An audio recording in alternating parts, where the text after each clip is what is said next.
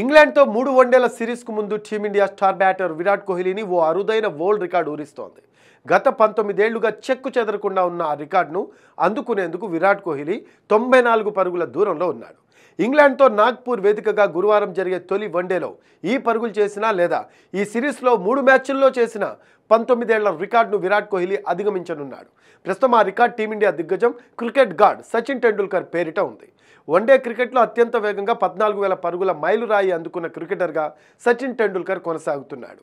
Sachin Tendulkar 350 one day ఇన్నింగ్స్ల్లో ఈ feet సాధించాడు.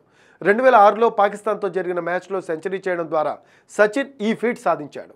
ఇక ప్రస్తుతం విరాట్ కోహ్లీ 289 వన్డే ఇన్నింగ్స్ల్లో 58.18 సగటుతో 13,906 పరుగులు చేశాడు.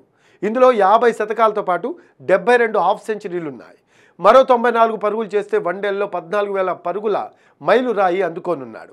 గతేడాది 3 వన్డేలు ఆడిన కోహ్లీ శ్రీలంకతో 58 పరుగులే చేశాడు. ఇప్పుడు ఇంగ్లాండ్తో వన్డే సిరీస్లో కోహ్లీ 94 పరుగులు చేస్తే సచిన్ పేరిట ఉన్న వరల్డ్ రికార్డును అధిగమించనున్నాడు. ప్రస్తుతం ఈ 14,000 పరుగుల జాబితాలో సచిన్ టెండూల్కర్ తర్వాత కుమార సంగకార ఉన్నాడు. అతను 2015లో ఆస్ట్రేలియాతో జరిగిన మ్యాచ్లో 14,000 పరుగుల మైలురాయి అందుకున్నాడు. అతనికి ఈ ఫీట్ అందుకోవడానికి 378 ఇన్నింగ్స్లు పట్టింది. వీరిద్దరూ కాకుండా మరే బ్యాటర్ వన్డేల్లో 14,000 పరుగులు చేయలేదు.